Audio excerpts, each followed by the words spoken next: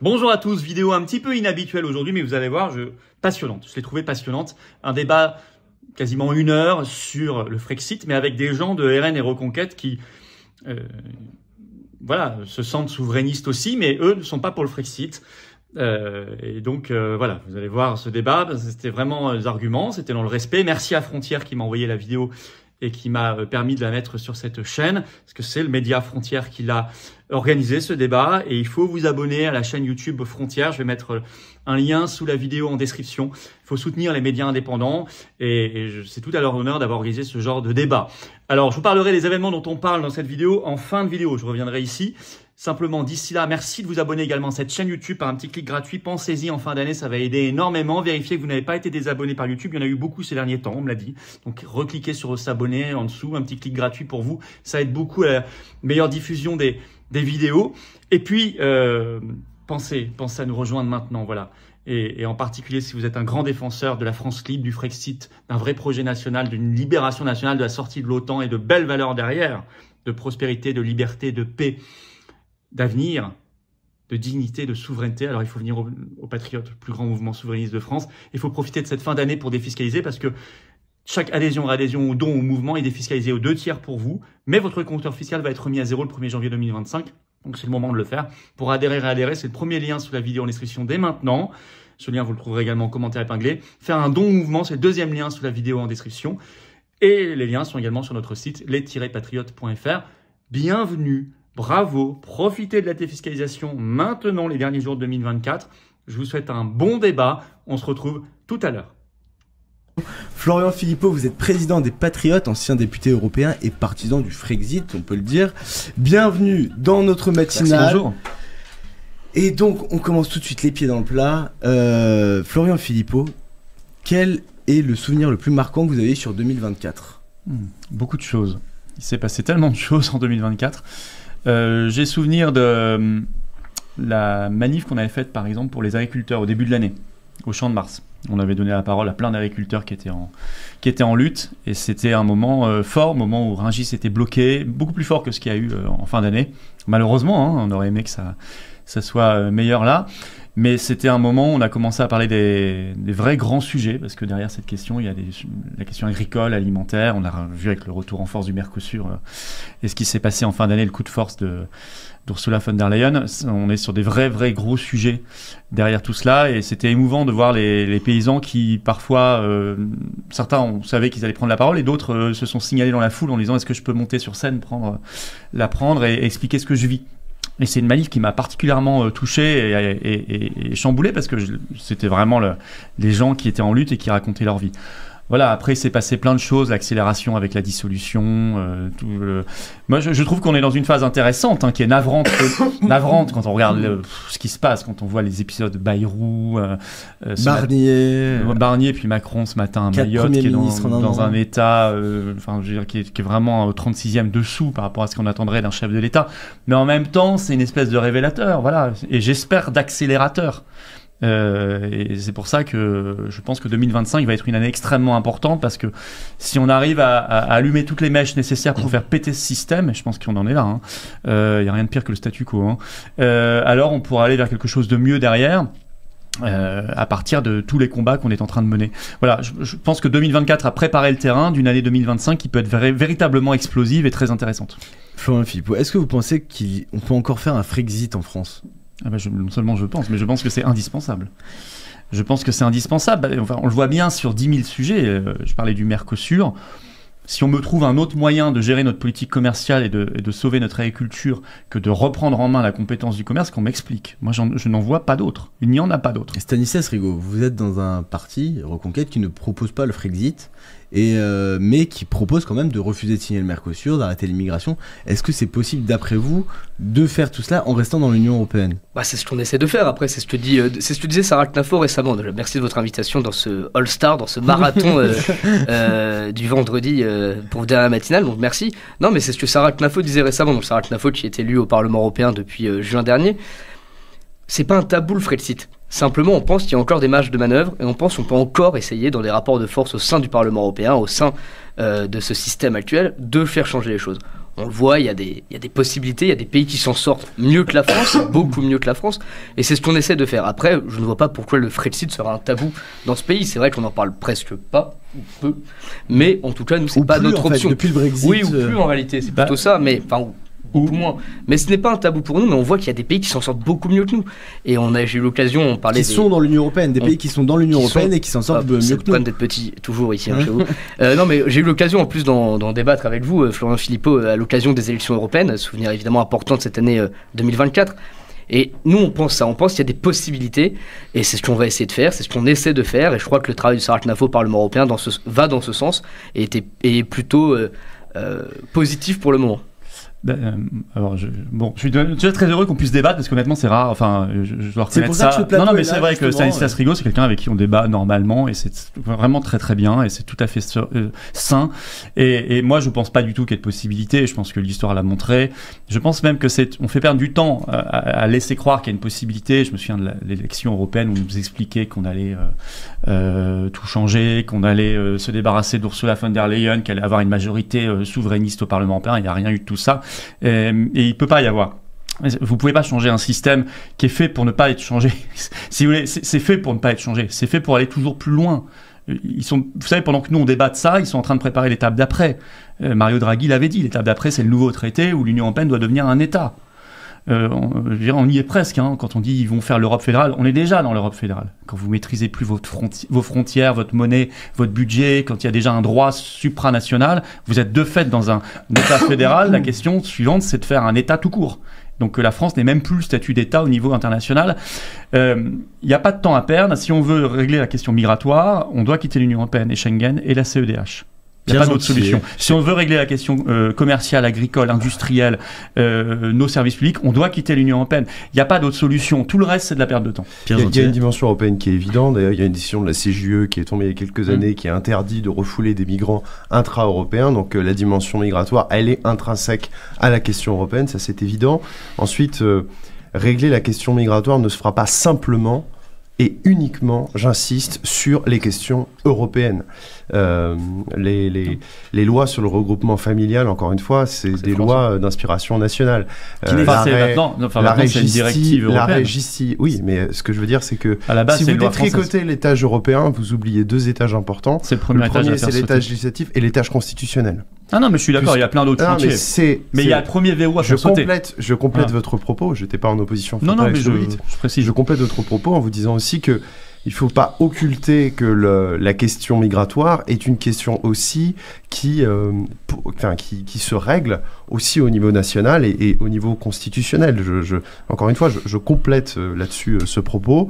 Il est certain qu'il y a des jurisprudences administratives, évidemment celle du Conseil d'État en premier chef, qui s'opposeront aux mesures restrictives, alors inspirées sans doute par la CEDH, bien sûr, la CEDH, alors qui se distingue de l'Union européenne. Je sais que c'est un peu technique, mais rappelons-le. Et aussi, ça c'est un peu mon cheval de bataille, mais la question du Conseil constitutionnel, la question des jurisprudences constitutionnelles devra à un moment être posée. Je redis, si demain nous voulons faire un référendum sur la question migratoire, outre la question européenne, c'est la question du gouvernement des juges qui se posera. C'est la question de savoir si le peuple est souverain ou si c'est l'état de droit ou le système normatif tel que les juges le présentent et l'avancent qui s'imposera et donc qui fera obstacle. Vous savez, la loi immigration, elle a été censurée.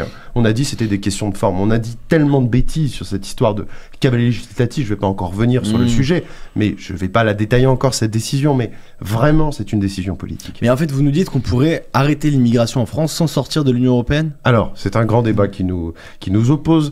Moi, je pense qu'effectivement, l'étage... En fait, quand on dit que l'Union européenne, que le droit européen est supérieur au droit national, c'est juste à une exception près, et vous le savez d'ailleurs, c'est l'étage constitutionnel. Ce qui fait que si demain vous insérez, si demain vous insérez des dispositions, on peut en parler. Si demain vous insérez des dispositions au niveau du bloc de constitutionnalité, ces dispositions primeront sur le droit européen. Je sais quelle est la vision de l'Union européenne depuis l'arrêt de 1964, Costa contre Enel, mais c'est bien en définitive le droit français qui l'impose. Simplement, juste un exemple très simple. Si demain vous avez un traité européen qui vous dit le président de la République française, les présidents de la République sont nommés par les commissaires européens. eh bien, ce sera la Constitution française contre les traités européens, et vous savez très bien ce qu'il emportera. C'est la Constitution française. Malheureusement, non. Bah si. Vous avez une décision, pas besoin de remonter à Costa et Enel en 64, vous avez une décision d'il y a 3 semaines de la Cour de justice de l'Union européenne qui dit un juge national a le devoir de désobéir à... Oui. Et oui, le devoir de désobéir, y compris quand il s'agit d'appliquer une disposition constitutionnelle, c'est écrit dans la décision du juge européen, contre le droit européen. Et ça, c'est la vision du droit de l'Union européenne. Non, mais bien sûr que c'est eux qui veulent l'imposer. Mais non, vous avez malheureusement, évidemment, que c'est elle qui s'impose depuis le début, et il faut pas... Je veux dire, de toute façon, il y a une question de principe. Ça, c'est un peu l'astuce des partis qui disent on va rester dans l'Union européenne, on va changer la Constitution. Cette espèce d'usine à gaz épouvantable où vous n'allez pas tout mettre dans la Constitution. Ou alors à la fin, on va mettre la protection des agriculteurs, la protection... Vous reconnaissez qu'on peut mettre des choses dans la Constitution Mais oui, mais la Constitution, c'est pas fait pour ça. La Constitution, c'est fait pour régler les institutions. C'est pas pour mettre une politique gouvernementale. Alors voilà. Et 2, en plus, ce serait même pas suffisant. Mais je suis d'accord. Hein. Ouais, vous voyez, il y a quand même des problèmes de principe. Et en plus, je pense que ce serait absolument pas efficace. Vous auriez une montagne de contentieux. On irait saisir la Cour de justice contre vous, etc. Et vous perdriez à la fin.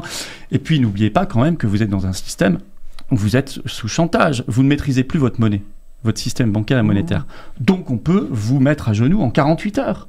Si l'Union européenne estime que vous êtes hors des clous, on peut fermer vos banques, on peut créer artificiellement des files d'attente devant les distributeurs de billets, ils ne se sont pas privés de le faire déjà, en 48 heures. Parce que malheureusement, nous avons donné une des souverainetés les plus essentielles qui existent pour un pays, c'est-à-dire sa monnaie, à ce truc. Par ailleurs, il y a une question de principe. Quel est l'intérêt de chercher... Non, mais quel est l'intérêt de chercher des billets pour rester dans un truc qui, par principe, devrait choquer n'importe quel patriote français ? Comment peut-on accepter qu'il y ait une autorité non élue, au-dessus de nous, illégitime, largement étrangère, qui décide à la place du peuple français ? Par principe, je veux dire, même si l'Union européenne était un succès, mais qu'elle s'imposait au peuple français et à la France, je serais pour en sortir par principe, parce que je n'accepte pas que mon pays qui s'est battu depuis plus de 1000 ans pour être un pays libre et qui a vu mourir beaucoup de ces hommes pour cela, accepte d'être sous tutelle d'une autorité oligarchique, illégitime, supranationale. En plus, il se trouve que ça marche pas. Bon, donc la question se pose même pas. En plus, c'est une catastrophe économique, migratoire, diplomatique, enfin on le voit bien. Donc, si vous voulez, on a toutes les raisons d'en sortir et ça doit être un grand chantier de 2025. On n'est pas en désaccord. Enfin, encore une fois, là, on est sur un débat parce que. Mais c'est bien d'avoir ce débat parce qu'il est justement. Je suis ravi de l'avoir avec vous. Moi aussi, moi. Mais simplement, je veux vous dire que voilà, on a ce débat. Moi, je suis pas en opposition frontale avec ce que vous dites. Je vais peut-être un peu moins loin aussi. Je pense qu'effectivement, nous devons récupérer des pans de souveraineté. Par exemple, sur la question de Schengen, sur la question de la maîtrise de nos frontières. On voit bien que Schengen ne fait absolument pas le travail Frontex ne fait absolument pas le travail qui devrait être le sien, donc mécaniquement il devrait y avoir une substitution de souveraineté ici et nous devrions retrouver la maîtrise de nos frontières en disant tout simplement à Frontex que le jour où vous saurez maîtriser correctement les frontières, c'est-à-dire probablement jamais, à ce moment-là vous récupérerez cet outil-là, mais pour l'instant il y a urgence effectivement à retrouver cette souveraineté, à retrouver des pans de souveraineté et de ce point de vue-là je pense que nous pouvons converger. Stanislas, vous faites un travail chez Reconquête au Parlement européen. Ça veut dire que vous y croyez quand même un petit peu au Parlement européen, vu que vous vous écharnez à essayer de proposer des lois, des amendements, des... Bah écoutez, Sarah Knafo est élue là-bas. Elle va pas faire semblant de rien faire, sauf que une fois qu'elle y est, de toute façon, elle va essayer de faire du mieux possible. D'ailleurs, il y a eu des minorités de blocage cette année au Parlement européen. Son groupe y a contribué à certains instants. C'est aussi une façon de prouver aussi à cette Union européenne que l'on n'aime pas, ça je pense qu'on est à peu près d'accord au moins là-dessus, qu'il y a des opposants, forts dans leur pays. Et d'ailleurs, vous parliez du fait qu'il n'y ait pas eu de majorité cette année. Ça a quand même changé entre l'Union européenne le Parlement européen d'il y a 10 ans et aujourd'hui. Il y a des groupes qui sont plus forts, qui ont plus de moyens d'action. Donc ça va pas assez loin. Il y a 3 gros groupes aujourd'hui. Oui. Le vrai problème, c'est von der Leyen et en fait, le vrai problème, c'est la trahison du PPE. C'est la trahison de François-Xavier Bellamy. En fait, le problème, il est politique. Il n'est pas structurel, il est politique. Mais donc, Monsieur Philippot n'a pas l'air d'accord. Mais von der Leyen, vous savez, au moins, moi je l'aime pas du tout, mais je suis en procès même contre elle, si vous voulez. Mais au moins, elle montre ce qu'est l'Union européenne. Mais vous remplacez demain par Monsieur Tartampion, qui sera veste grise, quelqu'un que vous verrez pas, ce sera les mêmes pouvoirs. En réalité, c'est un problème structurel. Il y a certes quelques groupes dits souverainistes au Parlement européen, il faut voir ce qu'ils votent quand même. ça vote souvent très très mal, y compris dans ces groupes-là. Le Mercosur, beaucoup l'ont voté dans ces groupes-là, y compris les alliés du RN ont voté le Mercosur. Vous allez regarder leur position diplomatique complètement hystériquement anti-russe, pro-OTAN, c'est très visible. Je regrette, par exemple, il n'y a pas un eurodéputé français qui a voté contre une résolution folle il y a quelques jours là qui dit qu'il faut revoter en Géorgie. Avec cette présidente qui est plus élue, qui s'acharne, qui se maintient illégalement à son poste, un peu mode Zelensky. Je crois que Thierry Marigny a voté contre, mais bon. Non, il n'a pas voté contre, j'ai vérifié. Non, il n'a pas voté contre. Et aucun eurodéputé, aucune eurodéputée n'a voté contre. Mais tout le monde était là pour voter ce scrutin. Pardon, si on n'est pas là, c'est presque encore pire. C'est presque encore pire. Mais en tout cas, pas de vote contre. Pareil, aucun n'a voté contre le règlement DSA. Alors après, là, c'est un problème de député. C'est pas. Non, mais je veux dire, pas un problème. C'est un problème politique. Non, mais ce que dit Stanislas Frigo, s'ils votent pas ceux avec quoi vous êtes d'accord, ça c'est un sujet. Mais ça, encore une fois, j'espère que personne défend ici le règlement européen de censure. Mais non, c'est pas ce que je vous dis. Alors c'est dommage qu'aucun eurodéputé français n'ait voté contre. Oui, mais non, Philippe, c'est bien la preuve que les députés ont une importance. Mais donc il faut envoyer plus de députés qui pensent comme vous dans ce cas-là. Donc je vais vous dire une chose. Non, que Sarah Knafo fasse le maximum, parce qu'il faut être pragmatique. Pour bloquer ce qui est mauvais pour la France, je vais pas lui reprocher. Voilà. Évidemment, on va pas jouer la politique de la terre brûlée en disant de toute façon, les mains propres, on participera à rien. Si on peut bloquer un truc néfaste pour la France, elle doit le faire, c'est son devoir, etc. Je remarque que ça n'est pas toujours fait malgré tout. Je viens de donner des exemples. Et je remarque que ça n'est de toute façon pas suffisant. Parce que le Parlement européen, c'est un chouïem du pouvoir de l'Union européenne. Oui. Le pouvoir d'initiative, il est à 100% dans les mains de la Commission européenne. Donc c'est un problème structurel. Vous ne pourrez pas prendre un bout et pas l'autre, etc. Soit vous restez dans l'Union européenne et vous prenez tout, soit vous quittez l'Union européenne et vous êtes un pays indépendant, ce qui devrait quand même pas nous affoler. C'est quand même le cas de 95% des pays du monde et c'est le cas de la France dans 95% de son histoire. C'est-à-dire d'avoir été un pays indépendant qui sache battre monnaie, avoir des frontières, défendre son commerce. Enfin, ça n'a rien d'extraordinaire. C'est simplement qu'il faut nous réhabituer à l'indépendance.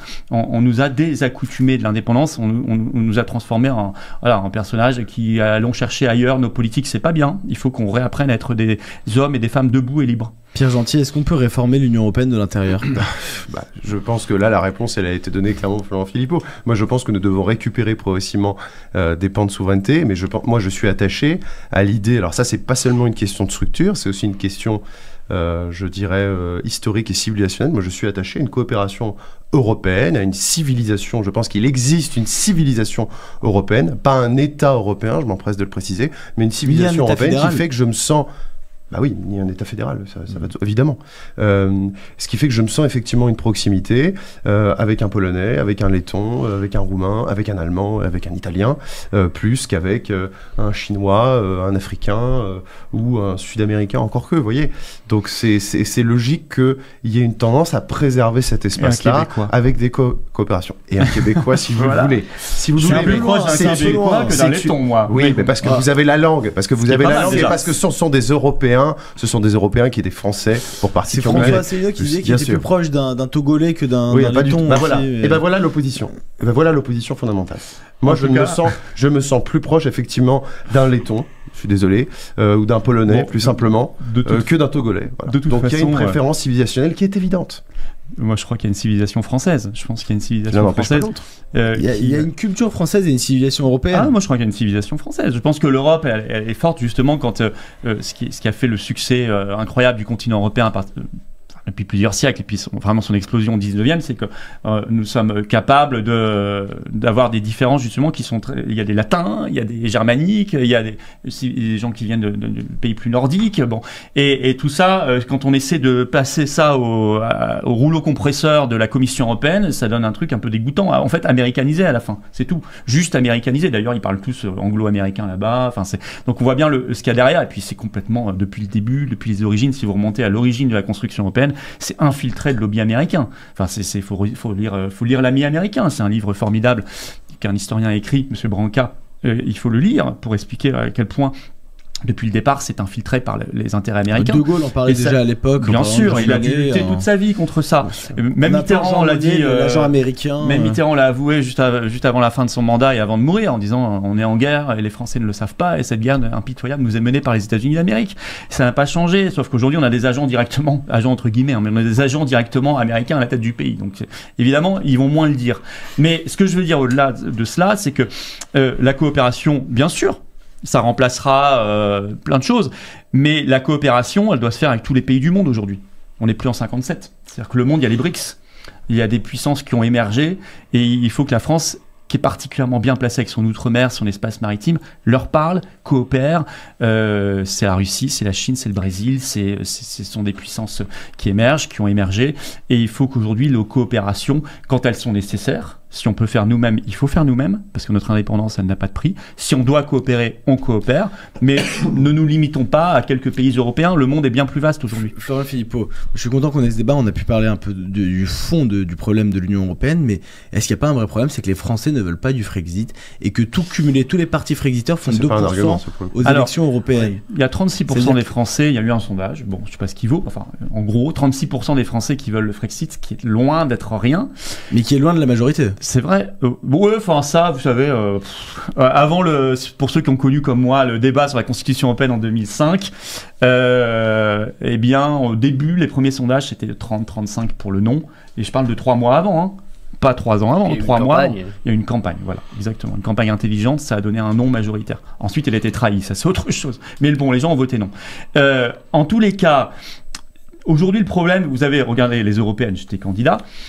Moi, je voyais dans la campagne plein de gens qui me disaient « Je suis d'accord plus avec vous qu'avec le RN aujourd'hui, parce que le RN a abandonné le Frexit. Bon.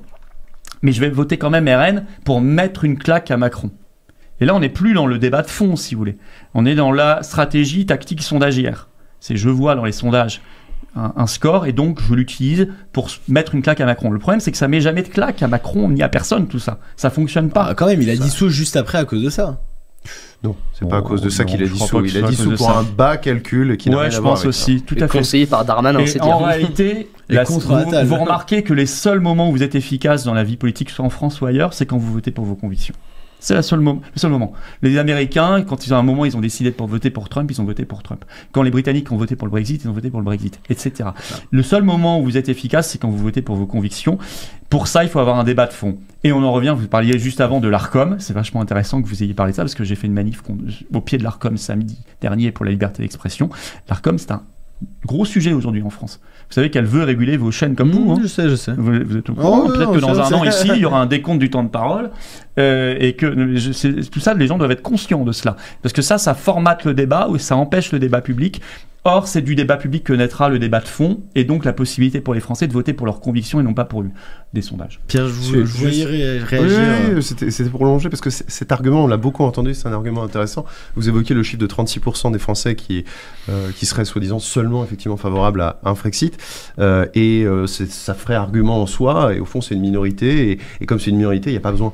Vous savez, moi je me souviens, il y a un combat qu'on a partagé, c'est le combat sur le pass sanitaire et le pass vaccinal. Et moi je me souviens très très bien des sondages au tout départ d'une majorité de Français qui étaient pour le pass vaccinal et le pass sanitaire, et vous voyez très très bien que la tendance, elle s'est inversée, je me souviens très bien, entre octobre 2021 et le février 2022, quand tout le monde a vu que ce pass ne servait strictement à rien, déjà sur un plan purement médical, puisqu'il faisait passer, je vous rappelle, le virus. Hein. Enfin, je veux dire, ça changeait strictement rien, ça imposait des restrictions de liberté folles, etc. Et donc, en fait, en très peu de temps, on a vu les gens changer. Autre argument par ailleurs, vous savez, si on se fiait uniquement sur cette question des sondages et sur le fait qu'il y a une opinion qui est minoritaire, et donc elle doit rester minoritaire, vous savez, dans les années 80, ce que nous disons aujourd'hui, par exemple, sur l'immigration, c'était minoritaire. C'était même plus que minoritaire. C'était marginalisé, volontairement. Aujourd'hui, c'est un sujet de consensus dans l'électorat. Pas dans la sphère médiatique, je l'entends, mais dans l'électorat. Donc, cet argument-là, je pense qu'il faut vraiment bien s'en méfier. Toutes les opinions, aussi minoritaires que soient-elles, elles ont, un, le droit d'exister, et deux, le droit de progresser. Vous voyez ? Et à la fin, ça change complètement. Stanislas Rigaud, est-ce que vous pensez qu'un Frexit peut avoir lieu en France, et est-ce que vous pensez que les Français seraient prêts à voter pour un Frexit ? Oui, mais ça, bien sûr. Alors ça, vraiment, ça en 3 points très rapidement. C'est évident, il n'y a pas de campagne. De toute façon, il n'y a pas de débat sur le Frexit ou pas aujourd'hui en France. Il n'y a aucun gros parti qui propose le Frexit. Vous verrez jamais un bandeau BFM pour en parler. Ça, c'est évident. Donc ça, c'est le premier point. Donc on peut pas dire que cette opinion... Sauf 1 ou 2 jours. Oui, voilà. Non, mais ça en parle. Mais pour avoir eu l'occasion de débattre l'occasion des élections européennes, à part sur une chaîne concurrente à la vôtre, je n'ai jamais parlé du Frexit. Jamais. C'est la seule fois où j'en ai débattu, ça avec vous. Non, parce que nous, on n'était pas invités dans les débats avec les autres. En plus. Non, mais il y a sinon, vraiment moi, je leur ai mis les pieds dans le plat, vous imaginez bien. Donc, premier élément. Et c'est pour ça qu'on vous invite comme ça, tout le monde a le temps d'en parler. Tout le monde peut en parler. Et avec le fond ici. Et d'ailleurs, je suis sûr qu'il y a beaucoup de vos auditeurs qui sont d'accord avec. Bien sûr, avec je vois les messages. J'en suis et sûr. déjà, vous savez, dès qu'on propose quelque chose, on dit oui, si on fait pas le Frexit, on pourra pas le faire. Mais voilà, mais ça m'amène à mon 12 fois par jour. Ça m'amène à mon deuxième point. C'est que le deuxième point, c'est que le problème, et là, c'est là où encore une fois, ce n'est pas tant l'Union européenne que les élites françaises depuis 50 ans. Elles sont pour cette Union européenne. Elles se soumettent volontairement. C'est pas l'Union européenne qui leur a tordu le bras. C'est ces gens-là qui se sont mis eux-mêmes à genoux. Ça, c'est le deuxième point. Et le troisième point, mais ça, on en avait déjà parlé avec Florent Philippot, c'est qu'un pays comme l'Angleterre, qui est sorti de l'Union européenne, sur la question migratoire par exemple, c'est pire. C'est pire que chez nous. Mais... Donc, ce que je veux dire, c'est qu'il y a aussi un moment donné où il faut. Au début. Mais c'est là où je suis d'accord avec vous. Et à l'inverse, un pays comme la Hongrie ou d'autres pays de l'Est qui sont dans l'Union européenne, qui eux n'ont pas ces problèmes-là. Aujourd'hui, il vaut mieux se balader à Budapest qu'à Barbès. Simplement, ce que je veux dire, c'est que. Londonistan. Ce que je veux simplement dire, c'est que si demain, nous avions à la tête de ce pays, si nous avions un gouvernement réellement patriote, attaché à son identité, qui avait dans son esprit une volonté d'être souverain, nous n'en serions pas là. Emmanuel Macron, évidemment, c'est dans son logiciel d'être soumis à l'Union européenne. On le sent, il se rêve président de cette Union européenne. D'ailleurs, je pense que son grand rêve, c'est ça. En réalité, la France n'a pas de culture pour lui. La France, c'est une étape. On le sent dans sa politique. Et on le sentait avec Nicolas Sarkozy, on l'a senti avec Jacques Chirac, Giscard d'Estaing, j'en parle pas, etc., etc. Donc je pense profondément, de toute façon, la seule solution avant de parler de Frexit ou pas, c'est de gagner l'élection reine, qui est l'élection présidentielle. Et une fois qu'on sera au pouvoir, là, je pense qu'il y a d'autres marge de manœuvre. On peut tordre le bras. On est la France. On n'est pas la Grèce. Parler d'élections présidentielles. L'article 11 est un outil. On peut tordre le bras à ces gens-là. À un moment donné, je crois que c'est Jacques Chirac. En tout cas, c'est à lui qu'on lui prête. Qu'est-ce qu'ils vont faire? Ils vont nous envoyer les chars? Non, c'était Marine Le Pen en 2012 qui avait dit. On lui avait dit l'Union européenne vous laissera pas. Et elle a dit. Je crois ils vont faire quoi? Envoyer des chars? Il y a un précédent, mais bon, qu'importe. Mais vous voyez, je crois qu'elle a pas tort. 2012, votre campagne avec Marine Le Pen d'ailleurs. C'était peut-être vous alors. Non, ils vont surtout, comme je disais, ils vont vous couper les vivres en 48 heures parce que leur char, leur bombe atomique, elle s'appelle l'euro aujourd'hui. Ils en ont une. Ils ont une arme. Et demain, ils auront une armée européenne parce que si on continue, parce qu'ils veulent aller très vite là-dessus. Mais ce sera notre armée en réalité. Vous voyez, la seule armée européenne, ça sera nos forces, oui, mais ce sera pas nous le commandant. Ah voilà, mais ça c'est autre chose. Oui, mais on acceptera. Les soldats français viendront pas tirer sur les Français. Ils obéiront les pauvres de l'Union européenne. Mais écoutez. Je crois pas que les soldats français ont envie de faire ça. Je rappelle juste ce qui s'est passé pendant les Gilets jaunes, où sur ordre, vous avez quand même des pauvres manifestants qui se sont fait éborgner, y compris par des policiers français. Je suis désolé de le rappeler. Et c'est quand même la démonstration qu'il faut faire attention avec ce genre d'argument. Vous savez, Royaume-Uni, bien sûr que ça n'a pas tout réglé. La seule très grande différence avec nous, c'est que si demain ils dégagent Keir Starmer, qui est une catastrophe, et que demain ils mettent Farage, eux, ils peuvent régler la question migratoire. Parce que maintenant, ils ont la souveraineté et les outils pour le faire. Si nous, demain, on remplace Macron par, désolé, Éric Zemmour ou Jordan Bardella, ça changera rien. Ça changera rien, sauf s'ils font le Frexit. Ça changera rien. Ils s'en rendront compte. Je pense que vous êtes en désaccord. Mais moi, je connais par cœur cette histoire. Vous savez, au ministère de l'Intérieur, j'ai rencontré tant de gens, j'y ai travaillé, qui m'ont dit, à un moment, on nous a demandé de trouver toutes les marges de manœuvre nationales pour arrêter l'immigration. Ça agissait sur moins de 10%. Il y a un manque de volonté évident. C'est pas une question de volonté simplement. Bruno Retailleau, dont je suis pas fan. Bruno Retailleau, dont je suis pas fan. Il a dit quoi? En quelques mois, il a rien fait. Il a pas fait assez. Mais il a parlé. Pardon, je suis pas un grand fan de Bruno Retailleau initialement. J'ai pas un poster des forces républicaines dans ma chambre. Mais force est de constater qu'en appliquant simplement la loi en France, je prends un exemple très concret, les OQTF, on l'a jamais fait. Bruno Retailleau le fait en 3 mois et ça fonctionne. Donc on a plus besoin de vous. Alors s'il y a déjà Retailleau, c'est pas ce que je dis, il va pas en train de vous tirer une balle dans le pied. Je veux dire, ce que je dis, c'est que Retailleau, il a dit on va remettre, par exemple, c'est très intéressant, le délit de séjour irrégulier. Je suis pour remettre le délit de séjour irrégulier, évidemment. Ça c'est pas l'Union européenne. Si. Directive 2008. Si on l'a supprimé en France en 2012 par Valls, c'est parce qu'on a appliqué une directive européenne de 2008. Le délit de séjour irrégulier, Retailleau en parle, mais il peut pas le remettre en place. Gentil. Vous voyez non, mais là en l'occurrence, c'est au départ effectivement une circulaire. Alors après, il y a une directive de 2018, c'est ça? 2008, directive retour, qui est interdit. Oui, et c'est pour ça. Voilà, c'est pour ça qu'on a fait la circulaire 2012.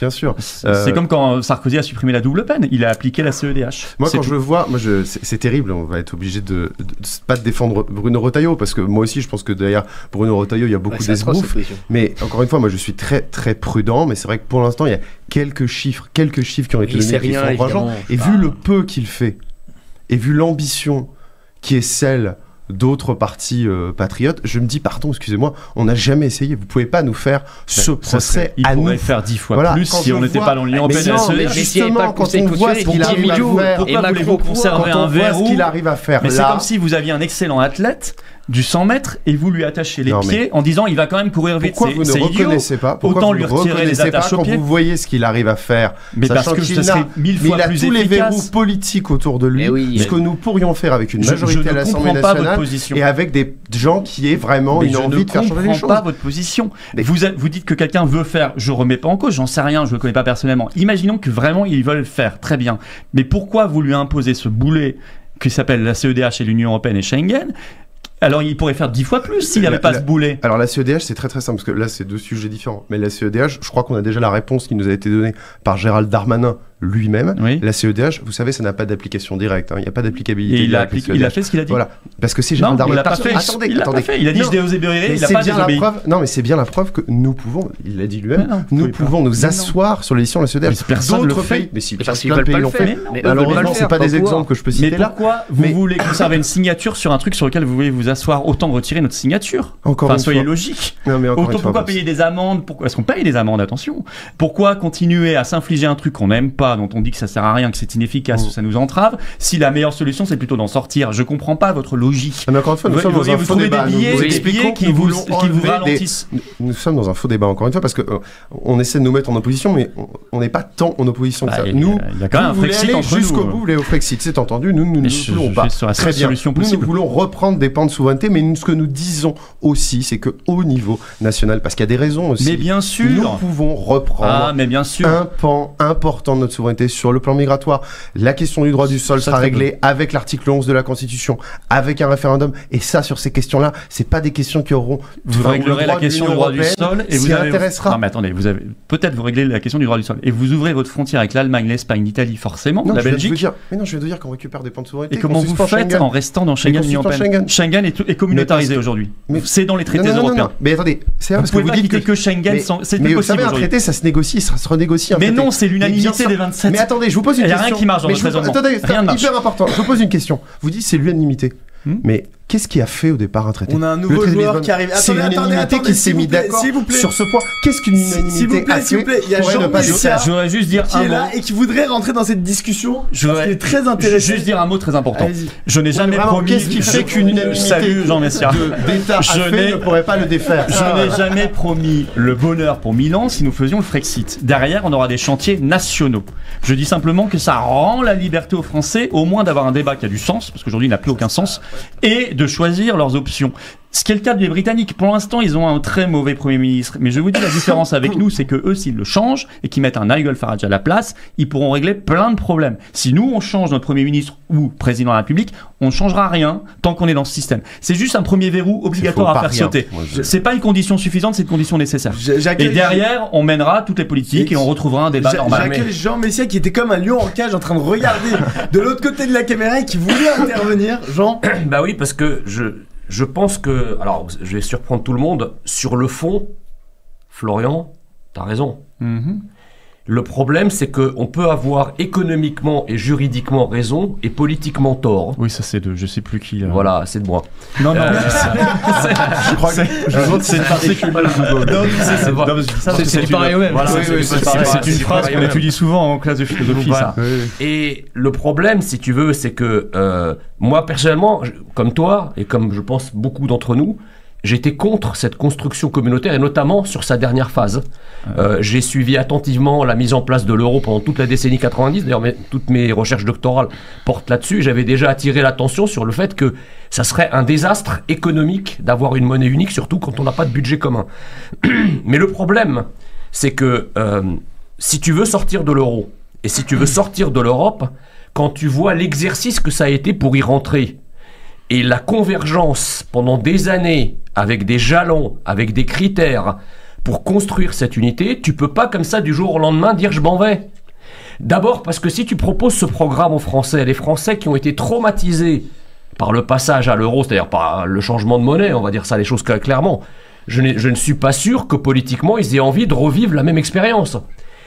Et si on veut le faire, de toute façon, tu pourras pas échapper à l'idée qu'il faut d'abord, et là je rejoins à ce qui était en train d'être dit, il faut d'abord aller au bras de fer avec nos partenaires, parce que je pense qu'aujourd'hui nos problèmes ne viennent pas et de notre incapacité à imposer des choix nationaux. C'est-à-dire que pendant les 20 dernières années, pendant que l'Allemagne construisait, pendant que la France construisait l'Europe, l'Allemagne construisait l'Allemagne. C'est ça la vérité. Non, mais l'Allemagne, c'est pire que ça. L'Allemagne utilise l'Union européenne. L'Allemagne utilise l'Union européenne contre nous. Alors, je vais te donner un exemple. Je vais juste te répondre là-dessus parce que tu as fait une phrase intéressante sur l'euro. Si vous êtes contre ça, si vous estimez que c'est une catastrophe, alors ayez le courage de vous battre pour que les Français aillent vers le Frexit. Parce que vous savez pourquoi les Français... Mais ça se passera pas comme ça. Non, attends, t'en sais rien, genre. L'histoire n'est que la somme de nos volontés et de nos actions. Et ça a toujours été comme ça. Ça s'applique aussi à l'euro, si évidemment... On commence par appliquer ça à l'Europe. Tous les patriotes français baissent la tête. Par politiquement, médiatement, correctement, par peur d'une réaction éventuelle de l'opinion qu'on ne peut pas estimer. Mais c'est pas du tout ça. Si, c'est ça. Malheureusement, c'est ça. Si tu vas... Alors, ayez le courage d'aller au bout. Non, mais Florian... Non, mais c'est très important ce que je suis en train de dire. Laisse-moi finir. Ouais. Si vous estimez que c'est une catastrophe, à plein de points de vue, et là-dessus, on est d'accord, alors expliquez aux Français ce qu'il faut faire pour en sortir et retrouver un pays libre. Arrête. Parce que si vous ne leur expliquez pas, les Français auront le sentiment qu'il y a une gêne, un embarras et une peur à avoir. Il n'y en a pas. Moi, je suis pas d'accord avec fixette là-dessus. Non, il n'y a pas de fixette. Si. Je vais t'expliquer. Non, la question de la souveraineté, c'est pas une fixette, c'est la question de base de la politique. Non, je sais bien. Si tu n'as pas de souveraineté, tout ce qu'on fait, c'est du théâtre. D'accord, ok. Et d'ailleurs, on le voit, ça fait 20 ans que la vie politique française, c'est du théâtre. Alors parlons. C'est juste du théâtre. Parlons concrètement. Tu me permets de parler concrètement? Mais il y a plein d'économistes qui ont travaillé sur la sortie de l'euro. Non, mais je sais, je suis économiste et j'ai travaillé sur la sortie de l'euro. Jacques Sapir. Il y en a plein qui ont bossé sur un plan de sortie.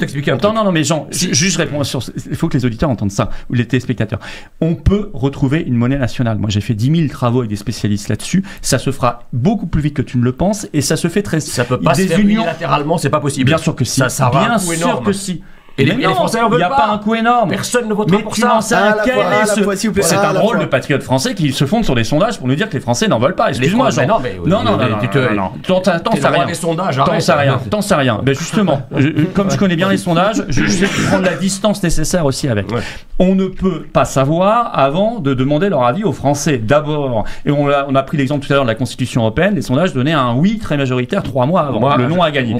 Il faut avoir le courage d'expliquer aux Français que leur pays ne pourra s'en sortir en tout point, la monnaie, l'économie, l'industrie, l'immigration et tout le reste, que s'il est un pays souverain et libre, parce que c'est une réalité universelle, intemporelle, et c'est pareil partout dans le monde. Oui, mais ce que tu dis est à moitié vrai, parce que avant l'euro, qu'est-ce qu'on avait? T'es peut-être pas aussi âgé que moi, mais tu as suivi la question de la politique du franc fort. C'était pour préparer l'euro. Alors la politique de désinflation compétitive, c'était pas. C'était pour préparer l'euro. Peu importe. Bien sûr que oui. C'était national à l'époque ou pas? Mais bien sûr, c'était pour préparer l'euro. Qui en a décidé? En 83. D'accord. Qui en a décidé? Attends. En 83, pourquoi Mitterrand est resté dans le SME? Oui, je sais bien. Pourquoi? Parce qu'il y avait le rapport Werner qui voulait préparer l'euro. Oui, je sais très bien. On est donc sur le même sujet. Mais c'est pas ça. Mais pourquoi on a fait le franc fort dans les années 90? Pour préparer l'euro. Donc c'était déjà. C'est juste. Mais qui en a décidé? Ce que je veux te dire, c'est justement nous avions l'unanimité des États. Des élites européistes qui ont illégitimement à la tête de la France décidé à la place du peuple français. Ça veut dire qu'avec Attends, je suis pas sûr qu'en 83 tout le monde ait compris ce qui se pigeait. Attends. Ce qui se passait. Excuse-moi. Ça veut dire qu'avec une monnaie nationale, pendant 20 ans, on a eu exactement le même chaos. Parce qu'on l'a fondé déjà dans l'euro. Donc ça veut dire que la souveraineté. C'est la preuve de ce que je dis. Parce que, en fait, le problème, c'est que la politique de la France ne se fait pas à la corbeille. C'est-à-dire, c'est pas parce que tu changes l'instrument. Ça, c'est De Gaulle. Oui, exactement. Oui.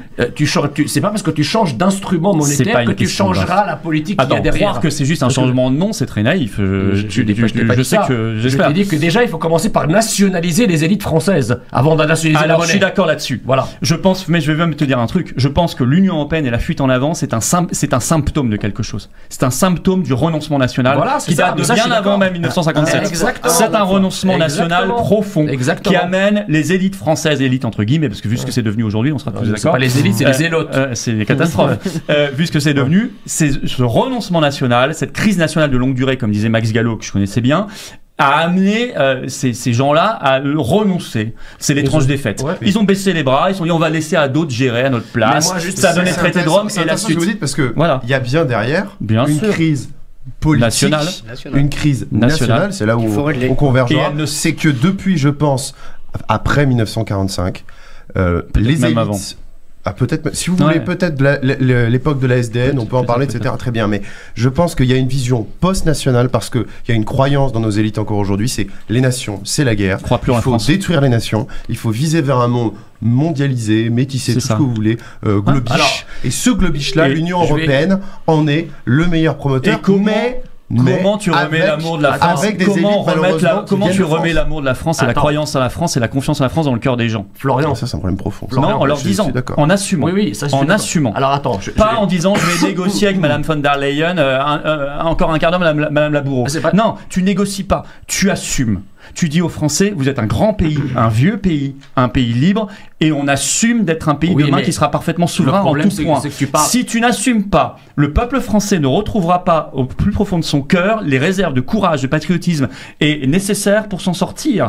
Donc ce que nous faisons là, c'est pas bien. Enfin, moi, je pense que ce que nous on fait aux patriotes, c'est bien parce qu'on montre aux gens, on assume, mais la pseudo-soupe souverainiste qui n'en est pas et qui fait croire qu'on va négocier dans le système alors qu'on sait que c'est faux et qu'on perd juste du temps. Je pense qu'on fait perdre du temps au peuple français. Je pense qu'il faut une feuille de route, c'est-à-dire que si demain tu as un gouvernement, un président national avec une boussole nationale qui est dédiée à la défense de l'intérêt de la France, si tu dis avant l'élection que si tu es élu, tu vas sortir, tu seras jamais élu. Parce que tu as des forces économiques, et tu le sais très bien, qui vont s'exciter dans l'entre-deux tours. Et d'ailleurs, on avait déjà commencé à entrevoir ce phénomène. En 2017, nous étions dans le même parti à l'époque. Elle s'excite déjà. Oui, attends. Si tu dis, on va sortir de l'euro si je suis élu, tu vas avoir... D'abord, le système en place ne fera rien pour éviter le désastre. Et il aura tout fait. Si tu ne le dis pas, tu sais très bien qu'il ne le fera pas, Jean. Et il aura tout fait de dire, regardez, ces gens-là sont même pas encore au pouvoir, c'est déjà le bordel. Je garantis. Et donc, tu ne gagneras pas. Par contre, si tu y vas... T'as pas ça pour programme. Et tu dis, je veux défendre l'intérêt de la France en l'état actuel de l'appartenance de la France aux institutions. Et après tu vas à Bruxelles, tu dis par exemple, moi je veux plus de quotas de migrants chez moi. Bruxelles va te dire, bah t'as pas le droit de le faire. Bah tu vas dire, je vais le faire quand même, qu'est-ce que tu vas faire? Qu'est-ce qu'il va faire? À Bruxelles, combien de divisions? Ah bon? L'euro, c'est pas une division? Ben alors, tu crois... Gérer tes banques, c'est pas une division? Tu crois vraiment? C'est beaucoup plus qu'une division. Ah oui, mais c'est un pouvoir monumental. Monumental quand tu t'appelles la Grèce, pas quand tu t'appelles la France. Non. Qu'est-ce qu'elle a fait, Madame Mélanie? Pas quand tu t'appelles la France. Non, l'Italie, c'est déjà pas mal. La contribution nette de la France au budget européen, c'est combien? 28 milliards et on récupère 13, donc on perd 15. On perd 15, tu leur dis, je supprime les 15, ils font quoi? D'accord, bon. Écoute, ton système. Il marche pas ton système. Mais si, non, tu auras une montagne de contentieux. Non, on s'en fout pas. Non, tu peux pas faire ça. C'est trop légaliste. C'est trop facile de faire croire. Tu vois, non, je suis pas trop légaliste. Juste une seconde. Je vais libérer Pierre Gentil qui va pouvoir repartir. Ça fait 1 heure avec quelqu'un. Non, pas du tout. Et on va recevoir un autre joueur, René Boustany du Cercle Droit et Liberté, qui va prendre la place de Pierre Gentil. Merci. Moi, je réponds juste à Jean, puis après j'y vais parce que j'y aille. Restez, Pierre Gentil. Merci beaucoup. On se revoit l'année prochaine. Merci Pierre. René Boustany, je te laisse rentrer en plateau. René Boustany, vice-président du Cercle Droit et Liberté. Non, on va pas se tirer là. On continue. Allez-y, continuez.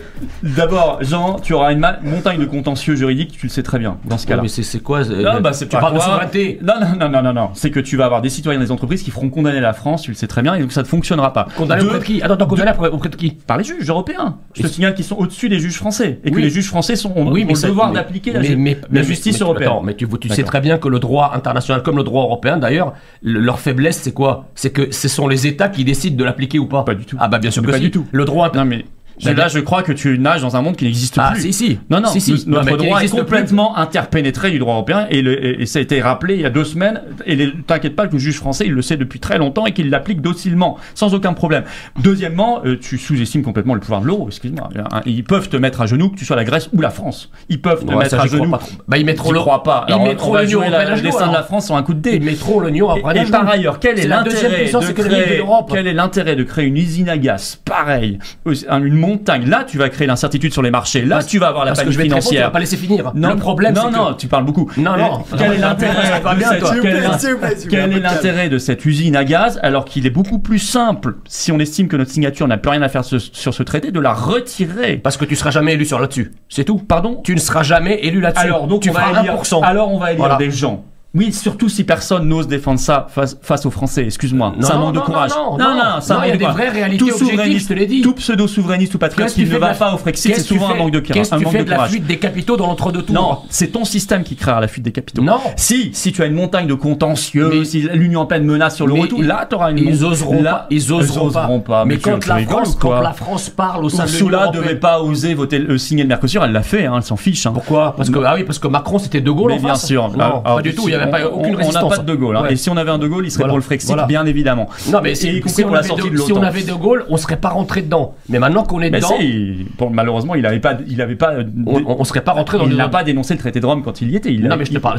Mais le traité de Rome ne prévoyait pas la monnaie unique. Il y avait déjà pas la monnaie unique, mais il y avait déjà tout le processus fédéral. Ce que je veux te dire, c'est que ça se fait, si tu veux, de la même... Quel est l'intérêt de ton usine à gaz qui, elle, va paniquer les marchés et les Français et les acteurs économiques? Mais parce que c'est exactement... Alors qu'il suffit de se retirer, tu as peur que la France soit un pays libre? Qu'est-ce qui te fait peur là-dedans? C'est pas que j'ai peur, c'est que les Français ne sont pas prêts à ça. Si tu ne le dis pas avant l'élection, ça ne sera pas fait. Et de toute façon, tu crois que Marine Le Pen, telle que tu la connais aujourd'hui, ou Jordan Bardella plus encore, iront demain vers le Frexit? Mais bien sûr que non. C'est pas ce que je dis. Je dis que les puissances financières qui financent ce parti ne le veulent plus. Leurs entourages ne le veulent pas. Le système dans lequel... On fait pas de la politique en chambre, on fait de la politique réelle. Et eux ne le veulent pas, ils n'y comprennent plus rien d'ailleurs. Le système auquel nous appartenons aujourd'hui a fait l'objet d'une construction de plusieurs années, d'une convergence et d'un accord entre plusieurs pays.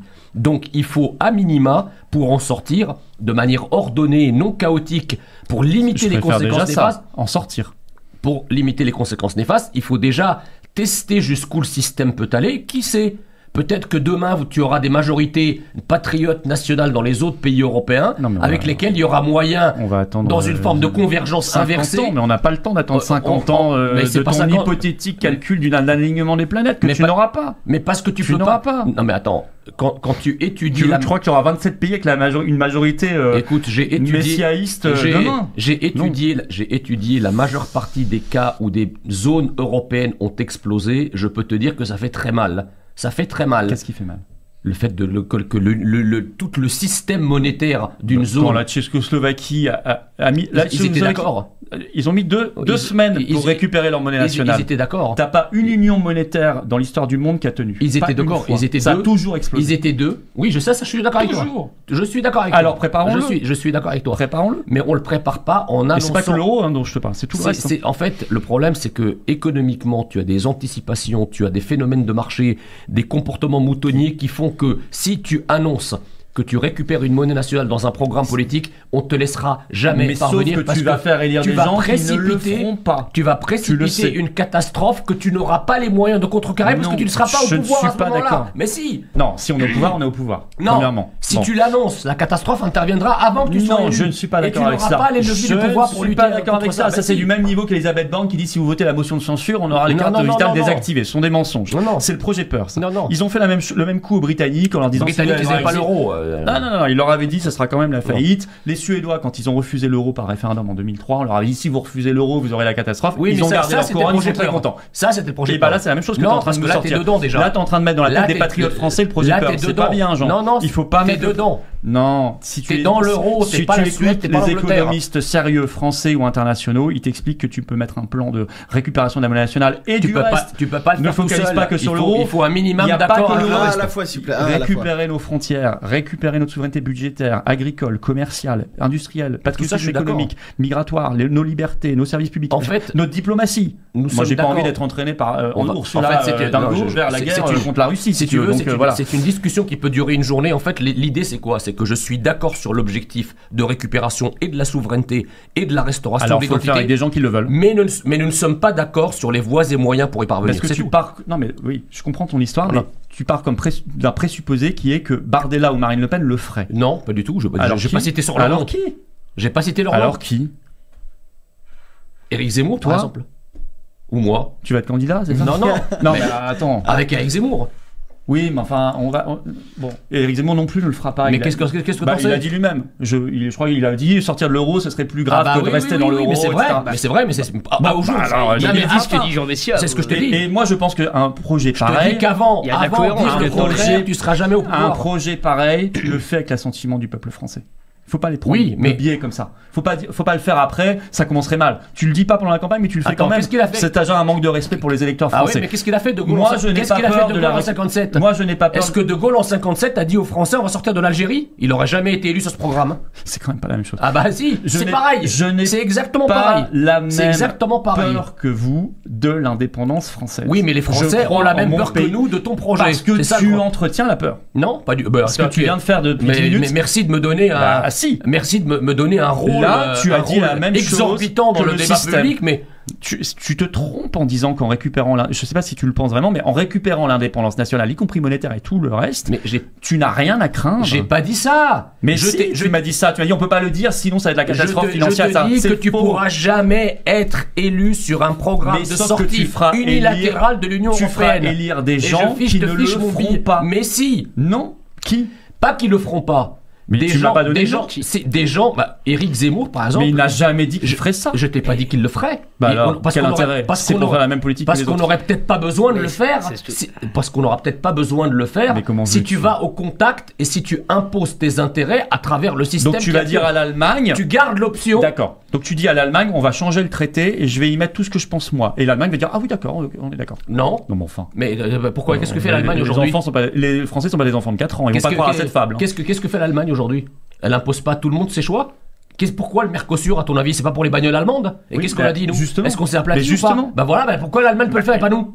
Bah, enfin. Ah voilà. Non mais c'est tout. non, je suis pas Mais d'accord si, avec toi. mais si. Non. Si, pourquoi est-ce que l'Allemagne pourrait imposer sa vision de l'Union Mais européenne parce qu'il y a comme des elle le questions fait de rapport depuis de le- force. Mais qui est Mais parce qu'il y a des questions de Mais il y a rapport de pas de force. rapport de force, il y a Attendez, pas de force de l'autre côté. s'il vous plaît, Mais non, s'il vous plaît, s'il vous c'est plaît, la s'il question vous des plaît. rapports de force. Il n'y a pas de rapport de S'il force. vous Quelle est la force de l'autre côté? S'il vous plaît, Qu'est-ce que la s'il France vous dit? plaît, s'il vous plaît.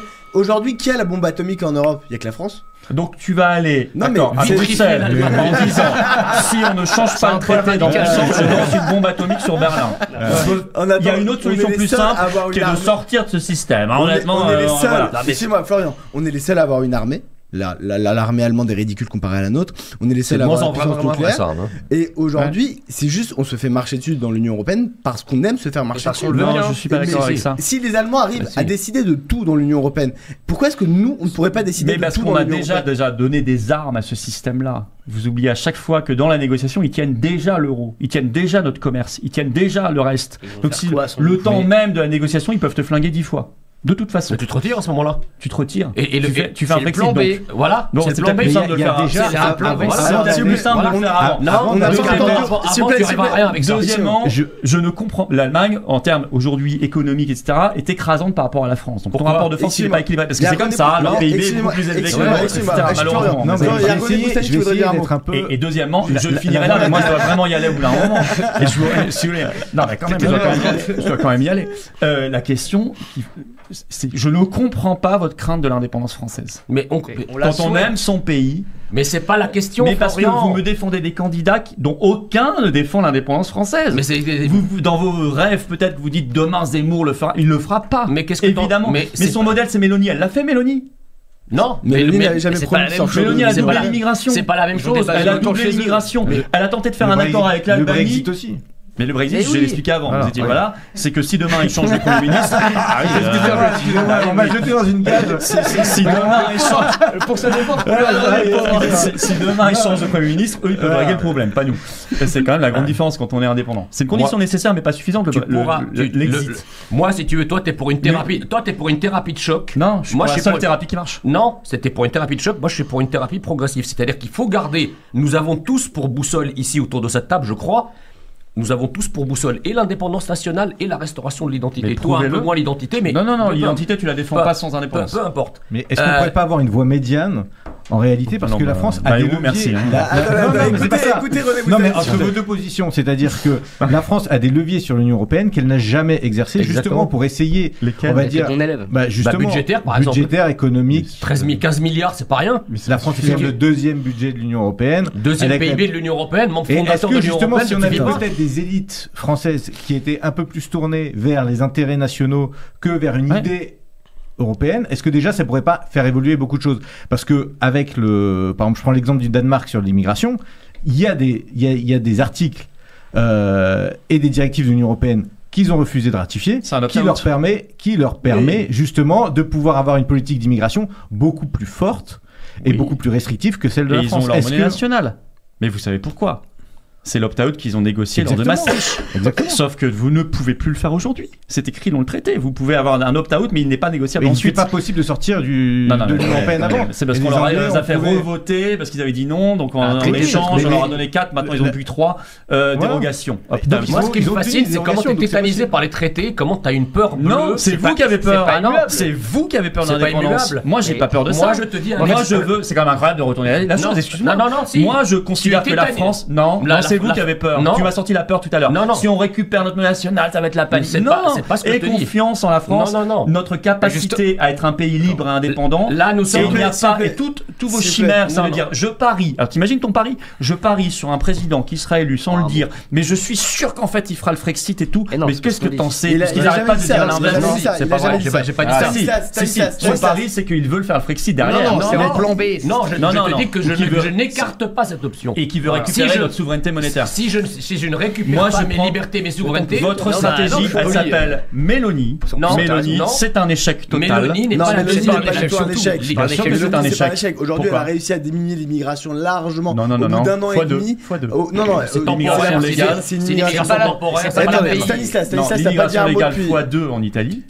Or, l'immigration légale est la première source d'immigration clandestine. Mais c'est pas la C'est même pas les immigration. bateaux, l'immigration Vous clandestine. savez que c'est pas la même C'est immigration. C'est pas l'immigration du tout la même légale. immigration. pas la Quand même. tu n'as plus ton titre de séjour, tu deviens un clandestin. Donc la première source d'immigration clandestine, c'est l'immigration Stanislas. légale. Elle a voulu faire un truc avec l'Albanie qui était intelligent. En 3 jours, l'Union européenne a réglé le problème, c'était dégagé.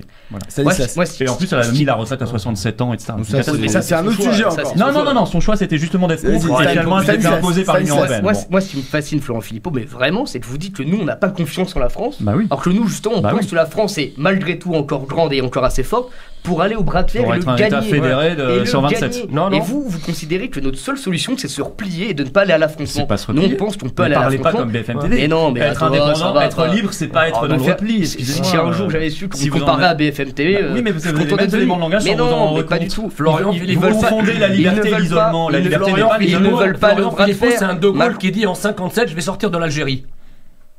Non, mais on n'est pas sur les mêmes problématiques. Si. Non, Si. la problématique coloniale Il avec aurait 1 jamais- million de Français qui Qu'est-ce qu'il habitent a en dit Algérie, c'est pas la même Qu'est-ce qu'il a problématique. dit Bah, c'est encore plus grave. Oui, mais qu'est-ce c'est qu'il pas a la même problématique. Qu'est-ce du qu'il tout. Non, mais Non. politiquement, ça ressemble De beaucoup. Gaulle, il a réfléchi aux questions de Politiquement, ça souveraineté. ressemble beaucoup. Pourquoi il a dit ça Pourquoi il a dit je vous ai compris J'ai surtout vu De Gaulle quitter le commandement intégré de l'OTAN. Non, mais d'accord. Non, mais Et avec ne un change Jean pas de sujet. Messia, il aurait dit non, on va négocier Non, avec non, pas du tout. les États-Unis Ah non, pour pas voir du si on tout. peut pas avoir un Mais le OTAN comment- bis un peu plus meilleur, un peu Mais- meilleur pour nous. Mais oui, mais Oh, sauf que allez. se retenant. Alors là, pour le coup, c'est une autre problématique. L'OTAN. L'OTAN, tu te retires de l'OTAN, qu'est-ce que tu risques Bah écoute, aujourd'hui je sais pas, il faut poser la question. Non, mais Personne qu'est-ce ne que l'a tu mis dans son risques programme. Qu'est-ce que tu risques Mais tu défends un parti qui ne défend pas ça. Hein. Non, mais moi, je suis pour le retrait de l'OTAN. Hein. Mais c'est pas dans le parti que tu défends. Si, Le commandement de. le commandement intégré en tout cas. Ah oui, pas ouais. l'OTAN. Ouais.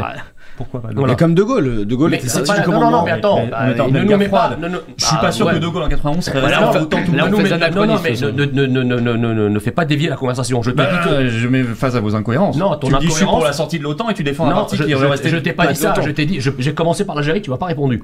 Je t'ai Mais dit si, De ça Gaulle a rien en à voir. 50. T'avais un million de Mais pieds attends, noirs, ça- tu les gères pas de la même manière. Ça a rien à voir l'Algérie, mais ça a tout à voir avec l'OTAN. Je pense que l'Algérie, vu la complexité de la question, Je te parle de question de souveraineté. et bah justement, la question de l'Algérie est sur le plan de la complexité à peu près équivalente, sur un autre plan j'entends, que la question de l'Union européenne et de l'euro. Qu'est-ce qu'il a dit De Gaulle en 57 ? Si De Gaulle en 57 avait dit « Votez pour moi, je sors de l'Algérie », il n'aurait jamais été élu. Tu sais pas ce qu'il Qu'est-ce pensait en 57. Il a dit « Je Non, vous ai... d'abord, il a été élu je en vous- 58 par il a un dit- collège de grands électeurs Moi, et pas par les Français. je pense sincèrement que De Gaulle en 57 58. ou 58, enfin non, plutôt 57, voulait que l'Algérie reste française. Mais il s'est dit, Ouais. je garde en tête l'idée que Moi, je peux en pense qu'il a sortir. évolué. Non, oui. Et justement, Mais c'est enfin, c'est pas du tout exactement, le sujet. c'est exactement cette stratégie C'est que pas nous du tout voulons le sujet. appliquer. C'est-à-dire que Pas nous du tout le sujet. avons l'indépendance en tête, évidemment, parce que nous sommes des souverainistes convaincus. Mais il y a une réalité qui s'impose à nous. On peut pas en faire abstraction. Ben. Tu peux pas d'un trait de plume dire Sortir, ces 40 c'est dernières une années, il n'y a réalité. rien eu. Et nous arrivons comme ça, Écoute, je veux dire, historiquement, dans un monde désertique je où t'entends. nous décidons ce que nous voulons. Non, Non. il y a des réalités à prendre en Tu n'as considération avant aucun d'arriver là. exemple historique de pays qui a réformé de l'intérieur de l'Union européenne. Tous tes exemples, Autriche, échec. Kurz, Meloni, Salvini avant, échec. Le Pays-Bas, là, il s'est couché. Je sais plus comment il s'appelle. Wilders. Mais c'est couché, leur problème. Terminé. Nous tu ne n'as pas cocherons d'exemple pas. historique. Par contre, tu as un exemple historique Non, de sortie. non. Donc, ta solution, elle n'est pas Lequel Brexit. Le Brexit, ils étaient pas. Mais non. Ta solution n'est pas faisable. T'es en train de me dire sortir, c'est manifestement faisable. T'es en train de me dire que si on...